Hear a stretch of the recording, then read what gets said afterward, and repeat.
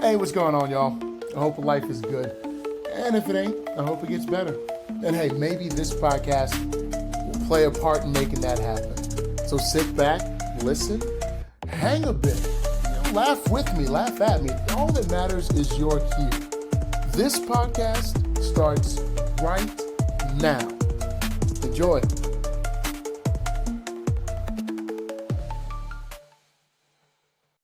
Hey, what's going on, y'all? I'm somebody's dad, just figuring it out. That's the name of this podcast. Listen, I genuinely appreciate the fact that you're taking time to listen. Like, you didn't have to, but some of you guys may have seen like a YouTube short or something on Instagram and said, let me check that out. Let me see what that's about. Or maybe you heard the first podcast and you're like, yo, I'm excited to see if he improved. Maybe you've already heard this whole thing before. You're listening to it again, spinning the block, running that back. It's appreciated, and I feel the love. Hey, let's get something straight out of the gate. Some of you heard me before. Some of you, this is new to you. I'm going to be general on most things. I'm going to be specific on a few, but I am no guru. So you help me, I help you. And if at the end of it all, we're better versions of ourselves, we'll call that a W. Today I got in a fight with my wife. Well, maybe not a fight, but like intense fellowship, if you will. And I hope you will, because that's what I'm going to call it. Long and short, it was over a schedule. Well, the lack of adherence to said schedule. I mean, essentially, I was not where I needed to be at the time I needed to be there when I said I was going to be there, right? And so that's why we're calling this episode, It's About That Time. Here's what happened. I was doing some work. Shout out to Miss Westcott, Miss Amanda, just kind of putting in a little bit of a stone wall over there. And then I was doing some work at my mom and dad's place, just kind of putting in a bit of a patio, so putting some pavers down, all that good stuff.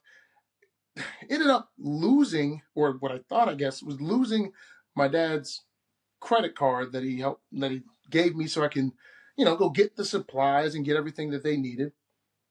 And that set me back like crazy, to the point where my wife was expecting me home and was then having to do a whole lot of things on her own. Not that she couldn't handle it, but the expectation was many hands were going to make for light work, right? And that's not what happened. She sent me a text message, and it was nothing crazy. It was just, where are you? I sent a voice message back. I tend to send voice messages because text doesn't necessarily have inflection or tone. You can assume you know how they're saying it, but you don't know. So I like to at least have my voice with it so people can hear it. And I just said, hey, here's the situation. And she texted back, something really simple. So I'm just on my own. Thanks. Now, you see how I said it? How I said it was how I heard it. But just ratchet that intensity up a little bit, because how I heard it in my mind was, so I'm just doing this by myself? Oh my God. Thanks. Thanks a lot. That's how I heard it. Read it. But see, that's assuming, and that's perception, because there was no tone, no inflection. She could have literally been like, thanks. Maybe annoyed, but not anywhere near what the heck I was thinking. And then instead of being rational and calm, I sent a whole voice message back, and it was on some nonsense. Didn't say anything crazy, not cussing nobody out or nothing like that, but just way too intense, given that I didn't absolutely know for sure the intensity with which she was initially speaking to me or typing to me. And what it did was it made me kind of reevaluate some things, because on the drive home, I was thinking, this ain't the first time that you've done this. This is starting to become a habit. And it made me really want to reevaluate some of the habits. Because I was listening to just a quick YouTube short, and I believe Joy Taylor was being interviewed by Cam Newton on his, Fourth and Whatever podcast. And Joy Taylor was talking about some of the lessons she learned from Skip Bayless and Colin Cowherd about just having a daily routine, something that you do every single day. And she said, you are what you habitually do. And I figure if that's true, then I've got to evaluate the habits and make sure that some things I don't want to be negative don't become habits, i.e., not being where I need to be or where I say I'm going to be. Because it's not so much that it was this huge ordeal that she had to undertake, my wife, but it was just a knock at the trust, right? And that sounds like way too deep. But think about it. If you hear someone say, gotcha, you're thinking they heard what I said, they understand it, and they're good to go. And then you walk off and they are not where they need to be. They weren't listening to you. And ultimately, it didn't work out the way it needed to. Or the first time, you'll be like, all right, fluke, whatever. The second time, you might say, it's getting annoying. Let's not. Can we not? The third, fourth, and fifth time, now you're actually hurt because you feel like you're being dismissed. Or at least that's in my mind. That's how I assume that she is feeling, because I know this. I know my wife does get to a point where she's over it. And I'm over it means I no longer believe the words that are coming out of your mouth. I've heard it said, your actions speak so loud that I cannot hear what you say. Well, dang it. I've also heard it said that actions are a language. Shout out to I believe it's Dr. John. Actions are a language. And I said to myself, so what the heck am I telling her? Because I don't know if it's the best message. So I reevaluated some habits, man. Really what it made me do all day was start thinking, hey, okay, let's go back to we are what we habitually do. What the heck do I habitually do, right? And I went through and said, all right, do I actually have a routine that I stick to? Not am I perfect with. Yeah, there may be some days I'm sick. There might be some days where I roll out of bed and I'm a little bit later or behind the schedule, per se, in terms of that routine, but I get it done. What's the routine? And I know this, everybody's routine ain't the same, right? I know that not everybody needs to get up at 4:30 in the morning to go to the gym. But if you want to go to the gym and you're like me, you got kids and you got a ton to do after work and you've got a ton to do throughout the day or once the kids get out of school and now your time is kind of taken up with them and getting some other things done and preparing for tomorrow, then the morning's the only time you're going to get it done, right? So you know your schedule better than I. So just take what applies to you. But my routine it's pretty simple. I wake up at 4:30 in the morning. I go to the gym. That's a lie. I wake up at 3:30, 3:45. Then I'm at the gym by 4:15, 4:30, somewhere in between there. And then I go until about 6. Then I come back and I'm doing one of two things. Either I am taking dishes out of the dishwasher or I'm fixing one of, if not both of the kids' lunches, right? Then after that, I'm probably going to take the dog out for a walk. I'm probably going to feed the cats. Then I'm going to sit down and I might do a podcast. I might, do a little short on Instagram. I might hit off a little Instagram story. It's part of my routine though, because after that, everybody's up. And that means as much as I want to have A, B, C, D sort of order to things, look, we sticking to moving. We're sticking to moving. We're going with the flow, because it might be one of those days where it is quick, fast, and we're getting out that door and we actually get into the drop-off line early. Other days it's like, yo, why do you have two different shoes on? Get the right shoes on. No, it's snowing outside. We can't wear flip-flops. Get the right shoes on and let's go. Like, y'all, some of y'all with kids know. You know exactly what I'm talking about. And I looked at that routine and I said, all right, well, of that routine, what is absolutely necessary? Like, cut out the fluff, right? Can you simplify it even more? Because a lot of the time we do so many things. Maybe all of those things don't need to get done. Maybe they don't need to be part of the routine. Maybe you do have 15 things you've got to get done in the morning. So maybe you're not necessarily cutting things out, but you might be switching the order of things, right? Your routine is your routine, but have one. Because I'm going to tell you something about a routine. And I'm speaking for the spouses right now. There is nothing sexier than predictability and consistency. Let me say that one more again. There is nothing sexier sexier than consistency and predictability. Now, I'm certain that my wife, at one point, as many girls do, had a phase where they were all about the bad boy. And I don't care if the bad boy was that kid in high school who you knew was trouble, or if it was AJ from the Backstreet Boys. You wanted the bad boy. Why? Because spontaneous, kind of dangerous, mysterious, aloof, very confident, even though, if we are going to be absolutely real, that confidence probably wasn't confidence. It was probably insecurity masked by bravado. Not vibrato, that is singing. Bravado.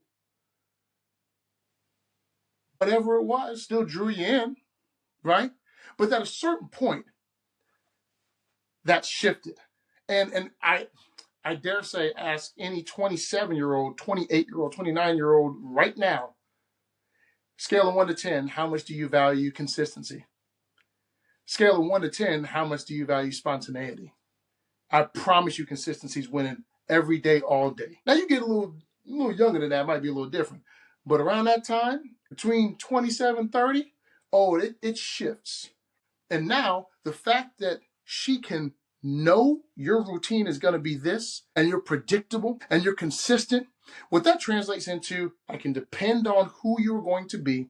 I can depend on you adhering to what we agree upon, because even though your routine is your routine, it just sends the message that you can make a decision to stick with something and be consistent in sticking to it. But it also just breeds trust. Like, having a routine breeds trustworthiness because I know what's going to happen. There is a very stark difference between spontaneity and predictability, and they both have their places. Like, listen, you can be spontaneous. Like, you don't have to just only be the same. You can spice it up a little bit. You can shake things up, right? But if there's consistency in terms of your habit and your routine, that means everybody around you helps you. It helps them to understand that something in their life, even if everything else is crazy, something is solid. And men, if we're called to lead our family, there are times where we're going to have to be the solid thing when everything else is shaking, sinking, or about to get blown away. If our family's in a tornado, they're going to want to hold on to something so that they don't get blown halfway across the room.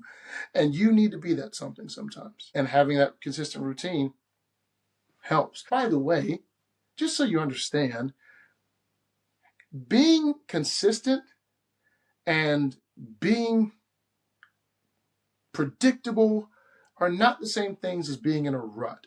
There has to be purpose with this, right? Like, you don't want to just keep doing the same thing over and over again just cause. Like, I go to the gym because I got goals to hit, right? I got a place I'm trying to get to, a thing I'm looking to accomplish. That's what this routine does. I'm gonna tell you what else a routine does.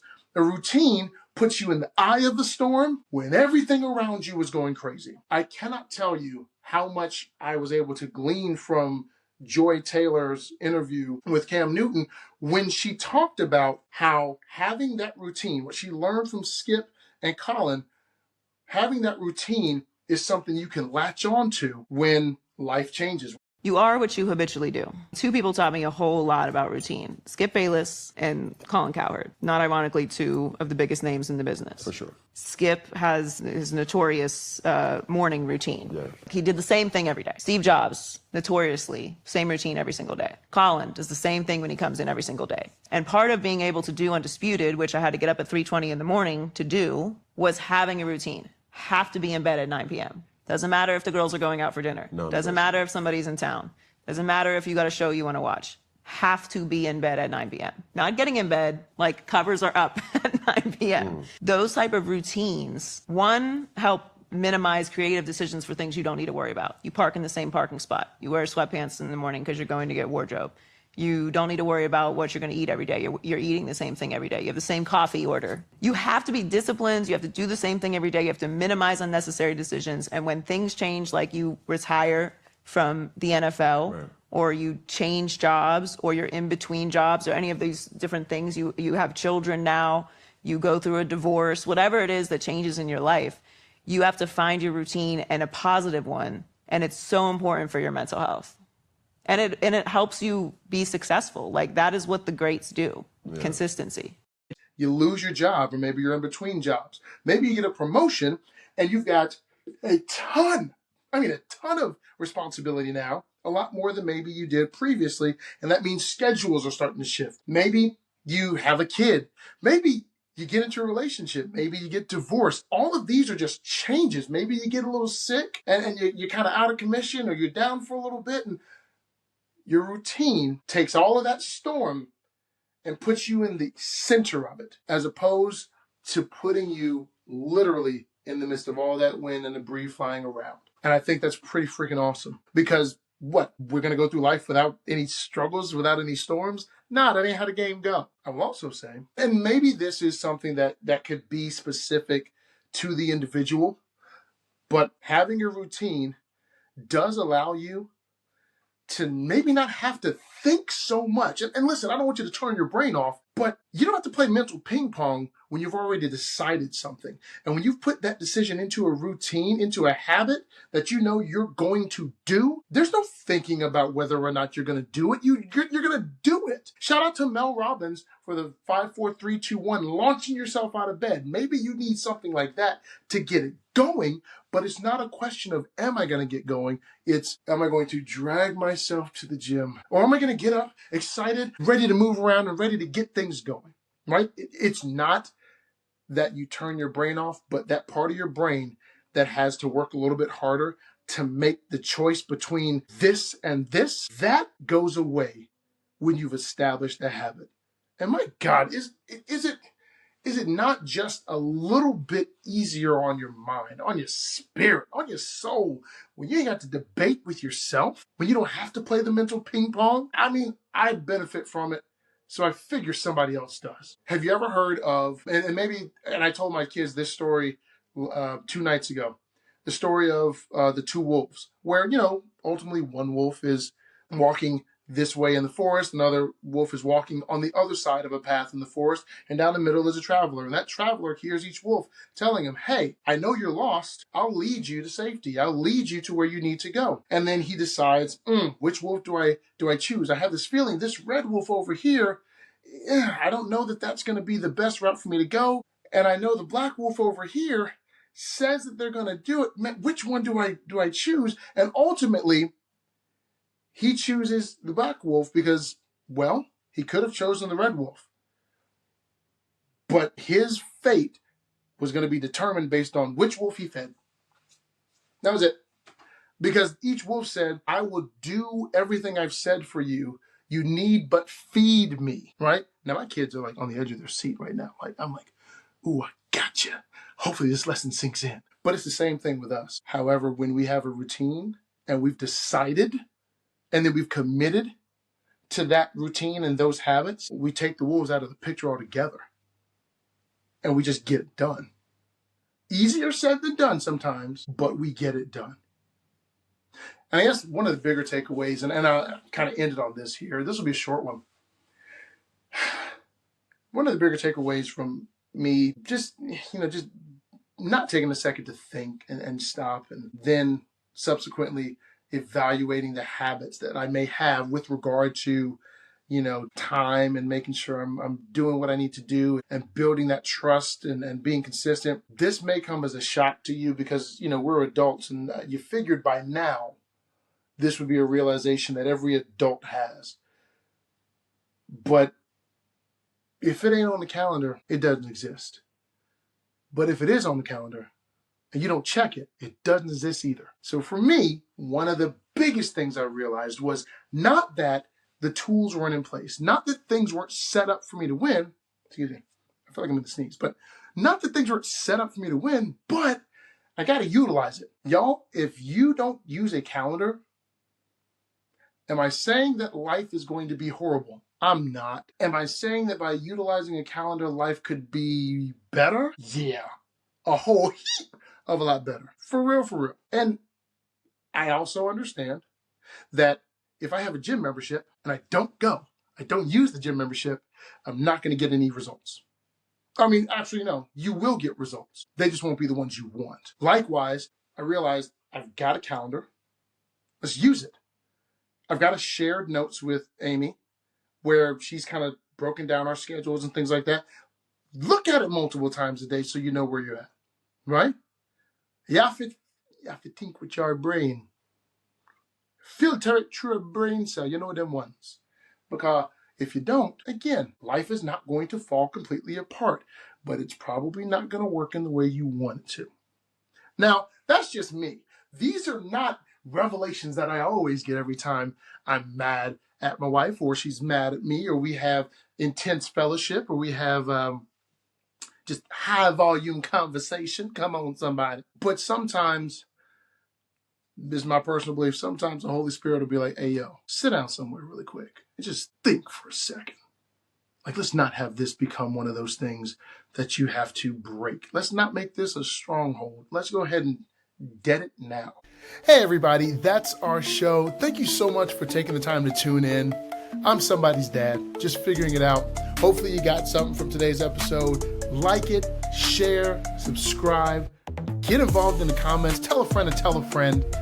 And until next time, smile a little bit more. Take care of yourself, stay safe, and I will see you on the next episode.